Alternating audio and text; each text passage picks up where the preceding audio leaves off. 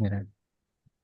Assalamualaikum warahmatullahi wabarakatuh. Perkenalkan kami dari kelompok 12, kelas 37, Literasi Data dan Inteligensi Artifisial. Pada video ini kami akan mempresentasikan hasil dari analisis data dengan tema kualitas udara dan judul analisis regresi dan prediksi kualitas udara berdasarkan konsentrasi CO, NO2, dan SO2 di Kecamatan Rungkut, Surabaya. Sebelum itu, perkenalkan, nama saya Justin Nabil Monsen Haryanto dengan NIM 153246062. Perkenalkan, nama saya Muhammad Fauzan Ditya dengan NIM 153246036. Perkenalkan nama saya Aurelius Sinani dengan NIM 153249096. Oke, yang pertama adalah latar belakang. Kualitas udara merupakan aspek krusial bagi kesehatan dan lingkungan. Pesatnya urbanisasi dan industrialisasi di kota besar seperti Surabaya menyebabkan peningkatan emisi polutan berbahaya seperti CO, NO2, dan SO2. Di sini, Kecamatan Rungkut dipilih sebagai lokasi studi karena merupakan kawasan industri besar yang berdampingan dengan permukiman padat dan jalan arteri dengan lalu lintas tinggi, menjadikannya titik kritis pencemaran udara. Di sini penelitian ini menggunakan analisis regresi untuk memahami hubungan antar polutan serta membangun model prediktif yang dapat membantu dalam peringatan dini dan penyusunan kebijakan mitigasi berbasis data. Selanjutnya ada rumusan masalah. Rumusan masalah yang pertama, bagaimana model hubungan antara konsentrasi polutan CO, NO2, dan SO2 dengan kualitas udara di Kecamatan Rungkut, dan polutan manakah yang memiliki pengaruh paling signifikan berdasarkan analisis statistik deskriptif. Kedua, bagaimana perbandingan performa dan tingkat akurasi antara model regresi yang dibangun menggunakan metode konvensional, yaitu melalui Excel, dengan model yang dibangun menggunakan algoritma supervised machine learning dalam memprediksi kualitas udara. Ketiga, berdasarkan hasil komparasi, bagaimana formulasi model prediktif terbaik yang dapat diimplementasikan untuk memberikan estimasi tingkat kualitas udara di Kecamatan Rungkut. Selanjutnya ada tujuan. Tujuan yang pertama yaitu menganalisis model hubungan antara konsentrasi polutan CO, NO2, dan SO2 terhadap kualitas udara serta mengidentifikasi polutan dengan pengaruh paling signifikan di Kecamatan Rungkut. Yang kedua, membandingkan performa dan tingkat akurasi antara model regresi yang dibangun menggunakan metode konvensional dengan model yang dibangun menggunakan algoritma supervised machine learning dalam memprediksi kualitas udara. Ketiga, merumuskan formulasi model prediktif terbaik berdasarkan hasil komparasi untuk estimasi kualitas udara. Selanjutnya ada deskripsi data dan analisis variabel. Data yang kami gunakan adalah data resmi yang bersumber dari Dinas Lingkungan Hidup melalui yang dapat diakses secara terbuka melalui website Open Data Surabaya, sehingga validitasnya dapat dipertanggungjawabkan.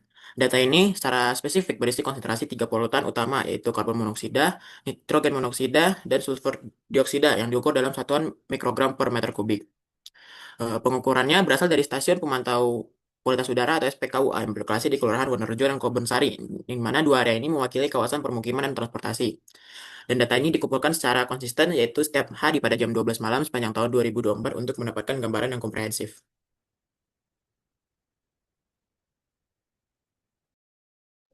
Selanjutnya, sebelum mengolah data tersebut, tentunya perlu dilakukan preparasi data. Preparasi dilakukan dalam 4 tahap. Yang pertama, penyeragaman lokasi pengambilan data, yaitu hanya menggunakan data dari SPKUA Wonorejo. Kemudian, yang kedua, menghapus data duplikat. Yang ketiga, menghapus data inkonsisten. Dan yang keempat, menghapus data pencilan. Boleh next. Nah, selanjutnya visualisasi dan analisis menggunakan Excel. Untuk visualisasi pertama, kami menggunakan boxplot untuk melihat range antara semua variabel. Berdasarkan grafik yang bisa dilihat, uh, range CO itu memiliki range paling besar di antara semua variabel, yang kemungkinan besar disebabkan oleh sumber emisi gas CO yang lebih variatif dibandingkan dengan polutan yang lain. Itu berbanding terbalik dengan contohnya seperti NO2 dengan range paling kecil, menunjukkan bahwa sumber penghasil gas NO2 cenderung lebih stabil dan konsisten sepanjang tahun. Kemudian kami melakukan visualisasi menggunakan time series plot untuk melihat tren antara semua variabel sepanjang tahun. Bisa dilihat bahwa konsentrasi SO2 dan NO2 cenderung memiliki bentuk pola yang identik dan nilai yang relatif berdekatan. Ini menunjukkan kalau kemungkinan besar kedua polutan tersebut memiliki sumber yang sama. Kemudian ada bar graph yang tujuan utamanya itu sebenarnya untuk memperjelas proporsi dari setiap variabel itu untuk setiap bulan dalam setahun. Kemudian untuk perbandingan regresi pakai Excel dan Python itu sebenarnya secara substansial hasilnya itu tidak berbeda. Namun untuk visualisasi Python sedikit lebih lebih memperjelas karena adanya confidence interval. Tapi selain itu, mengenai perhitungan seperti koefisien korelasi itu semuanya bernilai sama. Nah, sebelum itu perlu dipahami bahwa variabel yang kami pilih itu saling tidak mempengaruhi secara langsung. Namun, korelasi antar variabel lebih menekan pada pola keterkaitan tren akibat kesamaan waktu, kondisi lingkungan, atau sumber emisi, dan bukan karena hubungan sebab akibat. Boleh next. Nah, untuk analisis regresi yang pertama yaitu NO2 versus CO. Nah, dari regresi di samping dapat dilihat bahwa kedua variabel tersebut memiliki korelasi yang sangat lemah dengan nilai R sama dengan negatif 0,02. Ini menunjukkan bahwa kedua variabel tersebut saling tidak berhubungan, kemungkinan besar karena perbedaan sumber emisi dan juga karakteristik emisi dari kedua polutan tersebut yang jauh berbeda. Boleh next. Kemudian analisis regresi yang kedua yaitu SO2 versus CO. Regresi di samping ini menunjukkan korelasi negatif yang sedang antara konsentrasi SO2 dan CO dengan nilai R sama dengan negatif 0,5. Ini menunjukkan bahwa hubungan negatif antar variabel ini mengindikasikan adanya perbedaan dominasi sumber emisi. Jadi contohnya karena data ini diambil pada tengah malam, kemungkinan besar sumber emisi gas SO2 itu lebih aktif dibandingkan dengan CO. Sehingga ketika diukur biasanya nilai SO2 itu lebih besar daripada CO. Itu yang menyebabkan adanya korelasi negatif antara kedua variabel tersebut. Boleh next. Analisis regresi yang ketiga yaitu SO2 versus NO2. Nah, regresi di samping ini menunjukkan korelasi yang cukup kuat dan positif dengan dibuktikannya nilai R sama dengan 0,56. Korelasi positif ini menunjukkan ada hubungan linear yang cukup kuat dan mengindikasikan bahwa kedua ini berpotensi berasal dari sumber emisi yang serupa atau beroperasi pada waktu yang sama.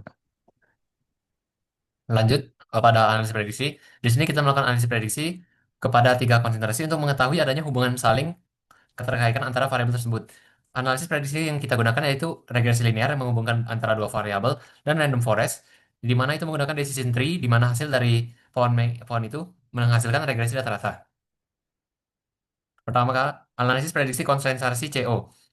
Konsentrasi CO menghasilkan akurasi yang rendah karena dengan regresi linear R kuadrat sama dengan 0,1 dan random forest R kuadrat sama dengan 0,48. Ini menunjukkan bahwa model kurang mampu menjelaskan variasi nilai CO berdasarkan input NO2 dan SO2 yang kemungkinan ini dipengaruhi oleh fluktuatif kendaraan pada siang hari lalu lintas. Lanjut, ada analisis prediksi konsentrasi NO2 yang dimana menunjukkan grafik yang cukup bagus dibanding konsentrasi CO dengan nilai R kuadrat sama dengan 0,61 pada regresi linear dan 0,71 pada random forest. Hal ini menunjukkan bahwa hubungan antar variabel cukup kuat dan model mampu menangkap variasi konsentrasi NO dengan tingkat akurasi moderat hingga tinggi. Dan yang terakhir, analisis prediksi konsentrasi SO2 yang dimana memiliki performa prediksi terbaik dengan R kuadrat 0,82 untuk regresi linear dan 0,88 pada random forest. Pada model ini dapat didapatkan nilai variasi lebih dari 80% yang menjadikannya indikator paling andal dalam prediksi kualitas udara berdasarkan dataset yang digunakan. Selanjutnya ada analisis komparatif. Berdasarkan analisis komparatif, untuk memprediksi konsentrasi polutan udara di Kecamatan Rungkut, metode supervised machine learning menggunakan Python terbukti secara signifikan lebih unggul daripada analisis regresi konvensional di Excel. Keunggulan ini disebabkan oleh kemampuan model machine learning khususnya random forest dalam menangkap hubungan non-linear yang kompleks antar variabel. Dan bisa dilihat pada tabel di bawah, saat membandingkan model di dalam Python, random forest secara konsisten mengungguli regresi linear. Mana bukti paling jelas terlihat pada prediksi konsentrasi CO, di mana model random forest memiliki nilai 0,48, menunjukkan peningkatan akurasi lebih dari 2 kali lipat dibandingkan regresi linear yang hanya 0,21. Dan untuk polutan lain seperti SO2, random forest tetap lebih akurat dengan nilai 0,88 dibandingkan regresi linear hanya 0,82. Dengan demikian, dapat disimpulkan bahwa random forest adalah metode pemodelan yang paling akurat dan adil untuk kasus ini. Kesimpulannya, dari hasil analisis yang telah dilakukan, ditemukan bahwa CO cenderung fluktuatif karena transportasi, sementara NO2 dan SO2 meningkat akibat aktivitas industri. NO2 terbukti paling berpengaruh terhadap kualitas udara yang menggunakan mode machine learning khususnya random forest yang memberikan akurasi terbaik dalam memprediksi kualitas udara dibandingkan metode konvensional. Model ini dinilai paling optimal untuk digunakan dalam pemantauan dan pengambilan kebijakan berbasis data. Dan saran untuk peneliti selanjutnya, sertakan data cuaca seperti suhu, kelembapan, dan kecepatan angin, serta aktivitas lalu lintas dan industri secara detail. Dan yang terakhir, coba gunakan algoritma seperti gradient boosting atau neural network untuk menangkap pola hubungan yang lebih kompleks dan non-linear pada konsentrasi polusi udara yang seperti ini. Sekian dari kelompok kami, terima kasih.